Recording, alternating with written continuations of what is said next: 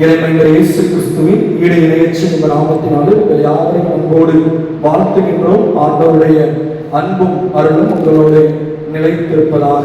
இந்த ஆராதனைகளே மிக சிறப்பாக பாடல்களை பாடி இந்த ஆராதனை வேளையிலே ஆண்டவரை மகிமைப்படுத்த உதவி செய்த அருமையான சகோதரர்களையும் வாழ்த்துகிறேன். தொடர்ந்து ஆண்டவர் அவர்களை எடுத்து பயன்படுத்துவாராக.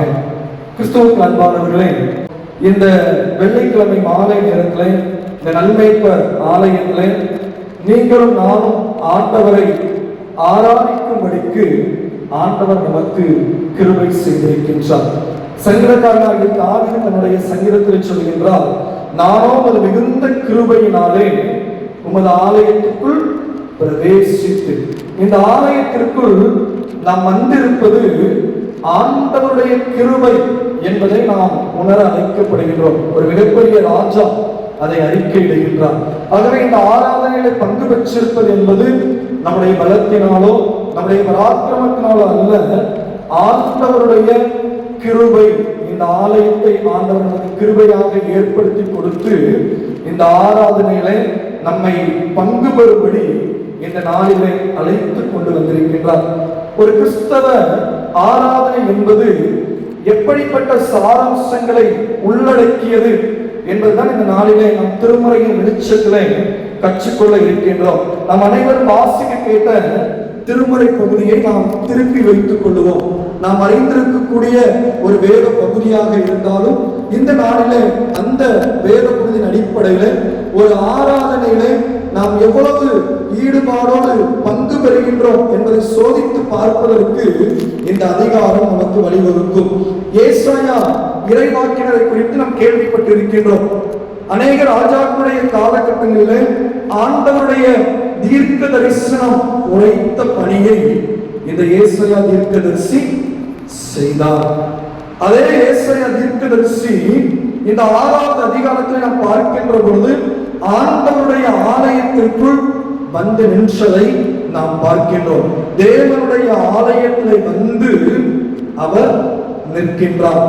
இந்த ஏசாயா தீர்க்கதரிசி அந்த ஆலயத்தில் வந்து நிற்கின்ற பொழுது அவர் கண்ட காட்சிகள், அவரோடு நடைபெற்ற உரையாடல்கள், ஒரு ஆராதனை எப்படிப்பட்டதாக இருக்க வேண்டும், ஒரு ஆராதனையிலே நாம் எந்த கண்ணோட்டத்தோடு பங்கு பெறுகின்றோம் என்பதை நமக்கு மிக தெளிவாக கற்றுத்தரக்கூடிய ஒரு வேத பகுதியாக காணப்படுகின்றது. இந்த ஏசாயா தீர்க்க தரிசன புத்தகமானது ஒரு தீர்க்க தரிசன புத்தகமாக காணப்பட்டாலும் குறிப்பாக இந்த 6வது அதிகாரமானது ஒரு ஆராதனையின் முக்கியத்துவத்தை நமக்கு வலியுறுத்தக்கூடிய, ஒரு தேவ ஆலயத்தினுடைய முக்கியத்துவத்தை நமக்கு கற்றுத்தரக்கூடிய ஒரு அதிகாரமாக காணப்படுகின்றது. இப்ப நீங்களும் நானும் இந்த நல்மேய்ப்பர் ஆலயத்திற்குள்ளே வந்து ஆண்டவரை ஆராதித்துக் கொண்டிருக்கின்றோம். நாம் ஒவ்வொரு நாளும் அல்லது நமக்கு வாய்ப்புகள் கிடைக்கின்ற பொழுது இந்த ஆலயத்திற்குள் வந்து நாம் ஆண்டவரை பாடி துதிப்பதற்கும் ஆண்டவருடைய வார்த்தையை கேட்பதற்கும் நாம் அமர்ந்திருக்கின்றோம். அப்படியே நம்மையே நம்முடைய கண்களுக்கு முன்பாக கொண்டு வருவோம். நாம் நம்முடைய ஆலயத்திற்குள் உள்வருகின்றதிலிருந்து திரும்பி கடந்து செல்கின்ற வரைக்கும் நம்முடைய எண்ணங்களும் நம்முடைய சிந்தைகளும் எப்படி இருக்கின்றது, இந்த ஏசாயாவுடைய நிலைமை எப்படி இருந்தது என்பதை ஒப்பிட்டு நாம் சிந்தித்து ஆண்டவருடைய ஆலயத்தின் ஆராதனையின் மகத்துவத்தின் ஆசீர்வாதங்களை பெற்றுக்கொள்ள நாம் அழைக்கப்படுகின்றோம். கிறிஸ்துவுக்கு அன்பானவர்களே, இந்த ஏசாயா 6ஆம் அதிகாரம் 1ஆம் வசனம் விதமாக ஆரம்பிக்கிறது. ஊசியா ராஜா மரணமடைந்த வருடத்தில் ஆண்டவர் உயரமும் உன்னதமான சிங்காசனத்தில் வீற்றிருக்க கண்டே. முதலாவது ஒரு ஆராதனையுடைய குறிக்கோள் அல்லது ஆண்டவர் விரும்பக்கூடிய ஆராதனையுடைய முதல் படிநிலை எவ்விதமாக இருக்க வேண்டும் என்றால், கடவுளை நோக்கிய ஆராதனையாக அது காணப்பட வேண்டும். கடவுளை நோக்கிய ஆராதனையாக காணப்பட வேண்டும். காட் சென்டர்ட் வர்ஷிப், ஆண்டவரை நோக்கிய ஒரு ஆராதனை. அதைதான் இந்த முதல் வசனம் நமக்கு கற்றுத் தருகின்றது. கிறிஸ்துவுக்கு அன்பானவர்களே, இந்த ஏசாயா இந்த ஆலயத்திற்குள் பிரவேசித்த உடனே அவன் ஆண்டவரை நோக்குகின்றான். ஆண்டவரை நோக்குகின்ற முதலாவது வசனத்தில் சொல்லுகிறார், வீற்றிருக்க கண்டேன். 5வது வசனத்தில் சொல்கிறார், சேனையின் கர்த்தராகிய ராஜாவை என் கண்கள் கண்டனவே. ஆண்டவரை கண்டுகொள்கின்றார். அப்படி என்றால் ஒரு ஆராதனை என்பது எதை முதன்மைப்படுத்த வேண்டும் என்றால் ஆண்டவரை காண்பதை முதன்மைப்படுத்த வேண்டும். ஆண்டவரை நோக்கிய வழிபாடு. திருமறை நமக்கு கற்பிக்கின்றது. யாத்திராகமத்திலே ஆண்டவர் மோசையோடு பேசுகின்ற பொழுது, நீ என்னை காண மாட்டாய் என்று ஆண்டவர் மோசைக்கு சொன்னார். ஆண்டவராகிய இயேசு கிறிஸ்துவும் தம்முடைய சீஷர்களோடு மற்ற நபர்களோடு அவர் பேசிக் கொண்டிருந்த பொழுது, என்னை தவிர ஒருவரும் பிதாவை கண்டதில்லை என்று சொல்லி இருக்கின்றார். அப்போஸ்தலனாகிய பவுலடிகளாரும் தீமோத்தேயுவுக்கு தன்னுடைய நிருபத்தில் எழுதுகின்ற பொழுது 2 தீமோத்தேயு 6:16 வசனத்திலே, அவர் ஒருவரும் காணக்கூடாதவராய் இருக்கிறார், ஒருவரும் சேரக்கூடாத ஒளியில் வாசம் பண்ணுகின்றவர். இப்படி இருக்கின்ற பொழுது இங்கு ஏசாயா சொல்லுகின்றார், அவரை நான் கண்டேன் என்று சொல்லுகின்றதை நாம் பார்க்கிறோம். அப்படி என்றால் இது எதை குறிக்கிறது? கடவுளை நோக்கிய வழிபாடு என்பது எதை நமக்கு கற்றுத் தருகின்றது என்பதை நாம் பார்க்கின்ற பொழுது, ஆண்டவர் யார் என்பதை உணர்ந்து கொள்வது. நாம் ஆண்டவருடைய ஆலயத்திற்குள் வருகின்ற பொழுது முதலாவது நம்முடைய சிந்தை எப்படிப்பட்டதாக இருக்க வேண்டும்? நாம் ஆண்டவர் யார் என்பதை உணர்ந்து கொள்ள வேண்டும். ஆண்டவர் எப்படிப்பட்டவர் என்பதை உணர்ந்து கொள்ள வேண்டும். அதுதான் ஆண்டவர் மோசேக்கு சொல்லுகின்ற பொழுது, என் சமூகம் உனக்கு முன்பாக செல்லும். சமூகம் என்றால் பிரசன்ஸ் ஆஃப் காட், கடவுளுடைய பிரசனம். நீ என்னை காண மாட்டாய், ஆனால் என்னுடைய பிரசனம் உனக்கு முன்பாக செல்லும் என்று ஆண்டவர் மோசேக்கு கற்றுக் கொடுத்தார். அப்படி என்றால் இந்த ஏசாயா தீர்க்கதரிசி எதை கண்டார்? ஆண்டவருடைய உருவத்தை அவர் காணவில்லை, ஆண்டவர் எப்படிப்பட்டவர் என்று அவர் உணர்ந்ததை ஜனங்களுக்கு சொல்லுகின்றார். எதை உணர்ந்து கொண்டார்? அங்கு முதலாவது நாம் பார்க்கக்கூடிய காரியம் உன்னதமான சிங்காசனம். ஆண்டவரை அங்கு சிங்காசனத்தில் வீற்றிருக்கிறவராக அவர் உணர்ந்து கொண்டார். அது எப்பேற்பட்ட கால சூழ்நிலை? அந்த தேசத்திலே 52 ஆண்டுகள் ஆட்சி செய்த ஒரு ராஜா மரணம் அடைந்த நிலை. அதிக ஆண்டுகள் ஆட்சி செய்த ஒரு யூத தேசத்து ராஜா இப்பொழுது மரணம் அடைந்து விட்டார். அநேக காரியங்களை அந்த தேசத்திற்காக செய்தவர். ஆனால் தன்னுடைய கடைசி காலகட்டத்தில் ஆண்டவருக்கு பிரியமில்லாத வழியிலே சென்று மரணம் அடைந்த ஒரு ராஜா. இப்பொழுது இந்த ராஜாங்கத்திலே ஒரு வெற்றிடம் ஏற்படுகின்றது. இந்த சூழ்நிலையிலே அவர் தேவாலயத்திற்கு வருகின்ற பொழுது எதை உணர்ந்து கொண்டார்? உயரமும் உன்னதமான சிங்காசனத்தில் வீற்றிருக்கிறவரை கண்டேன். அப்படி என்றால் அவர் எதை உணர்ந்திருக்கின்றார்? இந்த பூமிக்குரிய ராஜாக்கள் மாறிக்கொண்டே இருக்கலாம், ஆனால் சிங்காசனத்தில் வீற்றிருக்கிற என்னுடைய ஆண்டவர் மாறாதவர். அவர் சேனைகளின் கர்த்தராகிய ராஜா என்பதை அவர் உணர்ந்து கொண்டதை நாம் பார்க்கின்றோம். கிறிஸ்துவுக்கு அன்பானவர்களே, அந்த அரசாங்கத்தினுடைய வெற்றிடம், ராஜாங்கத்தினுடைய வெற்றிடம், அந்த அதிகார வர்க்கம் இருந்த இடத்திலே ஏற்பட்ட இந்த வெற்றிட சூழ்நிலையிலே இந்த ஏசாயா தீர்க்கதரிசி ஆண்டவருடைய ஆலயத்திற்கு வந்த பொழுது அவர் ஆண்டவரை ராஜாதி ராஜாவாக கண்டுகொண்டதை நாம் பார்க்கின்றோம். முதலாவது நம்முடைய ஆராதனை என்பது எப்படிப்பட்டதாக இருக்க வேண்டும்? ஆண்டவரை மையப்படுத்தியதாக இருக்க வேண்டும். அந்த ஆண்டவரை மையப்படுத்திய ஆராதனையிலே அடுத்து என்ன நடைபெற்றது? ஆண்டவரை புகழ்ந்தார்கள். சேனையின் கர்த்தர் பரிசுத்தர் பரிசுத்தர் என்று சொல்லி மகிமைப்படுத்தினார்கள். அங்கு ஆண்டவர் மகிமைக்குரியவர். ஒருவேளை இந்த யூத தேசமானது இந்த ஊசியாவுடைய மகன் அல்லது அடுத்த ராஜாவை நோக்கி அந்த ராஜாவை தெரிவு செய்து சிங்காசனத்தை வைக்கக்கூடிய அந்த ராஜாவை புகழக்கூடிய ஒரு நோக்கிலை சென்று கொண்டிருக்கும். ஆனால் இந்த ஏசாயா சிங்காசனத்தில் வீற்றிருக்கக்கூடிய உன்னதமான கடவுளை அங்கு தூதர்கள் ஆராதிக்கின்றதை அவன் பார்க்கின்றான். ஆண்டவர் மகிமைப்படுத்தப்படுவதை அவன் பார்க்கின்றான். ஆகவே ஆராதனுடைய முதன்மை, ஆராதனுடைய முதல் படிநிலை ஆண்டவரை நோக்கியதாக, ஆண்டவரை மகிமைப்படுத்துவதாக காணப்பட வேண்டும். இன்றைக்கு நாம் வாழ்ந்து கொண்டிருக்கக்கூடிய இந்த நவீன காலகட்டங்களில் நாம் பார்க்கின்ற பொழுது நாம் ஆராதனைக்கு மிக முக்கியமான முதன்மையானதாக கருவது மிகவும் ஆடம்பரமான ஒரு ஆலய தோற்றம். நம்மை கவர்ந்திருக்கக்கூடிய அளவிற்கு அந்த ஆலயத்தினுடைய உட்கட்டமைப்பை நாம் எதிர்பார்க்கின்றோம். ஆனால் அதுவல்ல ஒரு ஆராதனையுடைய முதன்மையான நோக்கம். அந்த ஆலயத்திற்குள் வீற்றிருக்கக்கூடிய உயரமும் உன்னதமான சிங்காசனத்தில் இருக்கக்கூடிய ஆண்டவரை நாம் எப்படி பார்க்கிறோம் என்பதில் அடங்கி இருக்கிறது. இரண்டாவது, இந்த ஆராதனையை குறித்து இயேசுவுடைய வாழ்க்கையிலிருந்து நாம் கற்றுக்கொள்ளக்கூடிய காரியம் தன்னிலை உணர்ந்த அனுபவம், தன்னை நோக்கிய அனுபவம். கடவுளுடைய பிரசன்னத்தை உணர்ந்த அவன், கடவுள் எப்பேற்பட்டவன் என்பதை அறிந்து கொண்ட அவர் 5வது வசனத்தில் சொல்கின்றார், அப்பொழுது நான் ஐயோ அதமானே, நான் அசுத்த உதடுள்ள மனிதன், நான் அசுத்த உதடுள்ள மனிதன். தன்னை உணர்ந்து கொள்கின்றார் இந்த ஏசாயா. தன்னிலை உணர்ந்த ஒரு அனுபவத்திற்குள்ளாக ஆராதனை நம்மை வழி நடத்த வேண்டும், நம்மை வழி நடத்த வேண்டும். ஆராதனைக்கு வருவதற்கு நாம் யார், நான் எப்பேற்பட்டவன், நான் எந்த நிலைமையில் இருக்கிறேன் என்பதை கண்டுகொள்ளும் ஒரு இடம் ஆண்டவருடைய ஆலயம், ஆண்டவருடைய ஆராதனை என்பதை இந்த வேத பகுதி நமக்கு கற்றுத் தருகின்றது. அதுதான் இங்கு ஏசாயா தீர்க்கதரிசி செய்கின்றார். தன்னை உணர்ந்து கொள்கின்றார். அங்க ஆலயம் வஸ்திரத்துவங்களால் நிறைந்திருந்தது. அங்கு சேராபீன்கள் ஆண்டவரை புகழ்ந்து கொண்டிருந்தார்கள். அங்கு ஆலய புகையினால் நிறைந்த ஒரு தரிசனத்தை காண்கின்றார். அதையெல்லாம் அவர் பார்த்து பரவசம் அடையவில்லை, தன்னிலையை உணர்ந்து கொண்டார். தன்னிலையை உணர்ந்து கொண்டார்.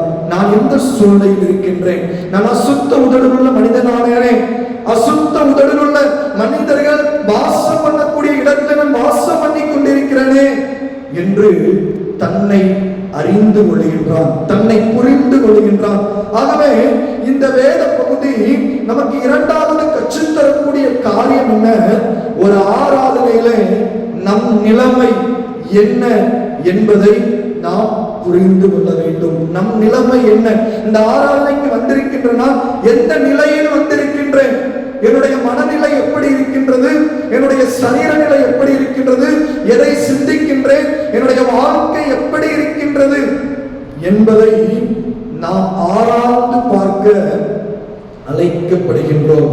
ஆண்டவருடைய சமூகத்தில் ஐயோ என்னுடைய வாழ்க்கை இப்படி இருக்கின்றது, என்னுடைய சிந்தனைகள் இப்படி இருக்கின்றது என்று நாம் அறிக்கையிடும் வண்ணம் நம்முடைய நிலையை நாம் உணர அழைக்கப்படுகின்றோம். ஆனால் இன்றைக்கு நாம் பார்க்கின்ற பொழுது இன்றைய ஆராதனைகள் அல்லது இன்றைய வழிபாடுகள் நாம் மற்றவர்களை பார்க்கக்கூடியதாக காணப்படுகின்றது. முன்னின்று நடத்துகிறவர்கள் எப்படி நடத்துகின்றார்கள், என்ன பேசுகிறார்கள், அல்லது அவர்களை எந்த குறையை கண்டுபிடிக்க முடியும் என்ற நோக்கத்தை நாம் அமர்ந்திருக்கின்ற பொழுது நம்முடைய நிலையை நம்மால் உணர்ந்து கொள்ள முடியாது.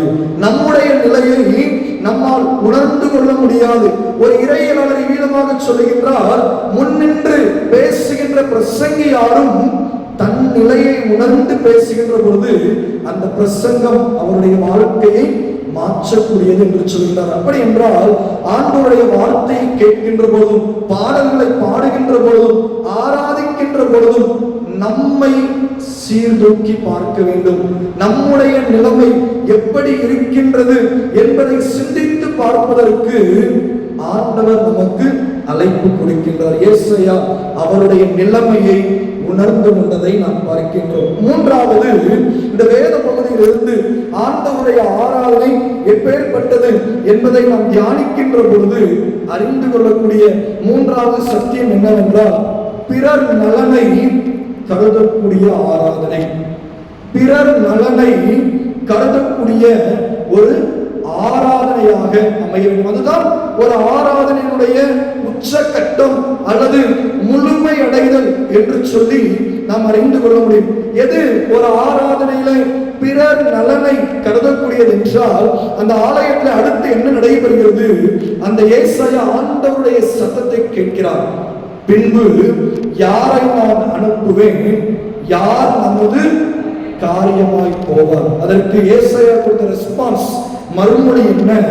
அதற்கு நான் இதோ அடியேன் இருக்கிறேன், என்னை அனுப்பும் என்று ஆண்டவருடைய சன்னிதானத்தில் அந்த சமூக பணிக்கு தன்னை அர்ப்பணிக்கின்றார். கிறிஸ்துவுக்கு அன்பானவர்களே, இதுதான் ஒரு ஆராதனையுடைய முழுமை. நம்மை அர்ப்பணிப்பது, பிறர் நலனுக்காக நம்மை அர்ப்பணிப்பதுதான் ஒரு ஆராதனையுடைய முழுமை. ஆராதனை என்பது ஒரு ஆலயத்திற்குள்ளாக நடந்து முடிந்து விடுவதோடு அல்ல, ஆலயத்திற்கு வெளியே அது எவ்வாறு தொடர்கிறது என்பதை பொறுத்தது. அதற்கு தான் இங்கு ஏசாயா தன்னை அர்ப்பணிக்கின்றார். இதோ அடியேன் இருக்கிறேன், என்னை அனுப்பும். இங்கு ஏசாயா அடுத்த வெற்றிடம் இருந்த அந்த ராஜாங்க பதவிக்கு என்னை அனுப்பும் என்று தன்னை அர்ப்பணிக்கவில்லை, அந்த தீர்க்க தரிசன பணிக்கு தன்னை அர்ப்பணிக்கின்றார். இந்த இடத்துல நாம் பெரும்பாலும் புரிந்து கொள்ளக்கூடியது, ஊழிய அழைப்பை ஏசாயா பெற்றுக் கொண்டார் என்று. ஆனால் அதை தாண்டி ஏசாயாவுடைய பணி காணப்பட்டது. நம்முடைய வாழ்க்கை என்பது, நம்முடைய கிறிஸ்தவ வாழ்க்கை என்பது நம்முடைய சமுதாயத்தோடு, சமூகத்தோடு தொடர்புடையது. ஏசாயா வாழ்ந்து கொண்டிருந்த காலகட்டம் கிமு 740 முதல் 738 ஏற்பட்ட வெற்றிட காலகட்டத்தில் அந்த யூத ராஜ்யத்துடைய சூழ்நிலை எப்படி இருந்தது? சோசியல் இன்ஜஸ்டிஸ், சமூக அநீதி நிறைந்த ஒரு காலகட்டம். ரிலிஜியஸ் ரிச்சுவலிசம், அங்கு யூத சமயத்திற்குள் அநேக மனித சடங்காச்சாரங்கள் புகுந்திருந்த ஒரு காலகட்டம். அதுதான் ஏசாயா 1ஆம் அதிகாரம் ஆரம்பிக்கின்ற பொழுது, உங்கள் பண்டிகைகளை இருக்கிறேன், உங்கள் கைகளை கழுவி சுத்திகரிகள், இப்படியெல்லாம் சமூகம் இருக்கிறது என்பதை அங்கு அடைவோடிட்டு கிடையாது. இந்த சமூகத்திலே நீ பணியாற்ற வேண்டும், இந்த சமூகத்திலே நீ எனக்காக செயல்பட வேண்டும். அதுதான் ஆண்டவருடைய அழைப்பாக இருந்தது. கிறிஸ்துவுக்கு அன்பானவர்களே, ஆலயத்திற்குள் வந்து ஆண்டவரை கண்டு நம்முடைய நிலையை உணர்ந்து செல்வதோடு மாத்திரமல்ல, அதனுடைய வெளிப்பாடாக சமூகத்தில் நாம் எப்படி பிரதிபலிக்க போகின்றோம். இந்த ஏசாயா அந்த அநீதி நிறைந்த அந்த யூத சமுதாயத்திலே, சடங்காச்சாரங்கள் நிறைந்த அந்த யூத சமுதாயத்திலே ஒரு இறைவாக்கின் குரலாக வெளிப்பட்டார். தீர்க்கதரிசி என்றால் நடக்க போகிறவர்களை அறிவிக்கிறவர்கள் மாத்திரமல்ல, ஆண்டவருடைய குரலாக இருந்து ஆண்டவர் சொல்வதை சொல்லுகின்றவர்கள். எது தவறு என்று சுட்டி காட்டுவதும், எது சரியான பாதை என்று வழிகாட்டுவதும் ஒரு தீர்க்க தரிசனுடைய பணி. ஆகவே நாம் புரிந்து கொண்டு வைத்திருக்கின்றபடி, தீர்க்க தரிசனம் என்பது ஏதோ அங்கே ஃபியூச்சர், எதிர்காலத்தில் நடக்கக்கூடியதை மாத்திரம் சொல்பவர்கள் அல்ல.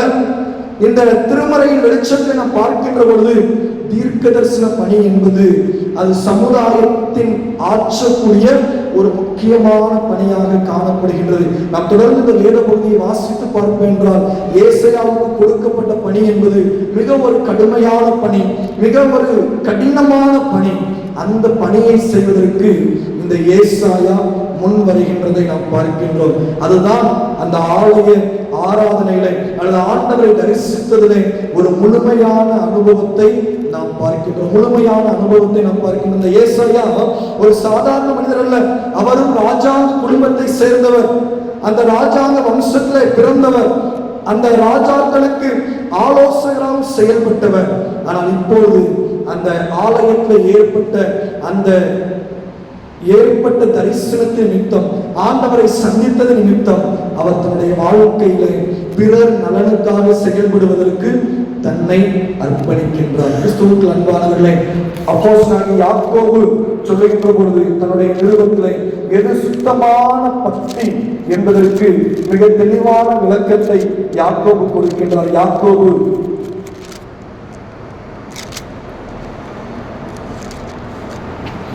1ஆம் அதிகாரம் கடைசி வசனத்திலே சொல்லப்படுகிறது, திக்கற்ற பிள்ளைகளும் விதவைகளும் படைக்கிற உபத்திரவத்திலே அவர்களை கவனிக்கிறதும் உலகத்தால் கரைபடாதபடிக்கு தன்னை காத்துக் கொள்வதுமே பிதாவாகிய கடவுளுக்கு முன்பாக மாசில்லாத சுத்தமான பக்தியாக இருக்கிறது. ஆகவே ஆராதனை என்பது அது நம்முடைய வாழ்வோடு தொடர்புடையது.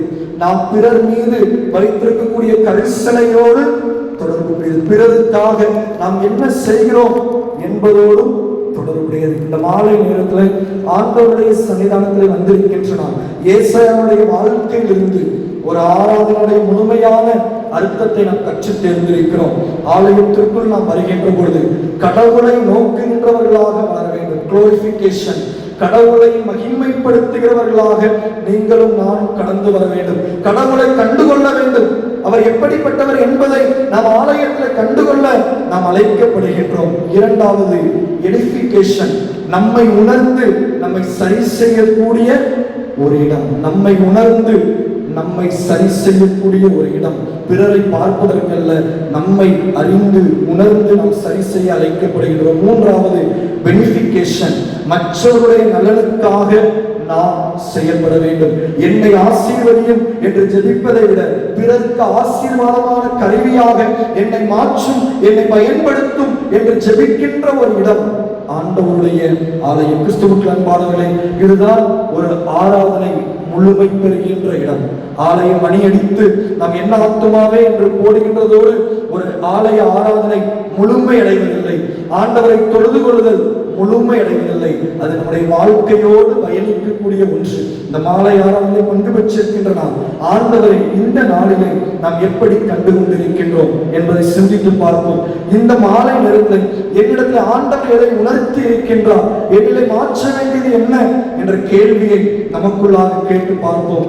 ஆண்டவர் வைத்திருக்கக்கூடிய ஸ்தானத்திலே, ஆண்டவர் நம்மை வைத்திருக்கக்கூடிய பொறுப்பிலே என்னுடைய பணி என்ன, மற்றவர்களுடைய நலனுக்காக நான் என்ன செய்ய வேண்டி இருக்கிறது, ஆண்டவரை ஆராதிக்கின்ற நான் ஆண்டவரை எப்படி வெளிப்படுத்துகின்றேன் என்கின்ற அந்த சமூக சிந்தையோடு இந்த ஆலயத்தை விட்டு நாம் கடந்து செல்கின்ற பொழுது நீங்களும் நானும் ஒரு நல்ல மேய்ப்பரை போல மற்றவர்களுக்கு நாம் சரியான பாதையை காட்ட முடியும். அது கிறிஸ்துவுக்கு அன்பானவர்களே, ஏசாயா மிகுந்த குழப்பத்தோடு அந்த ஆலயத்திற்கு வந்தான்.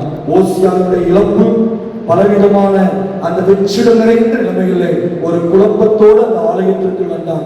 திரும்பி செல்கின்ற பொழுது ஆண்டவர் கொடுத்த மிகப்பெரிய ஆசீர்வாதத்தோடு கடந்து சென்றான். நீங்களும் நானும் அப்படி கடந்து செல்வதற்கு ஆண்டவர் நமக்கு அருள் செய்வாராக.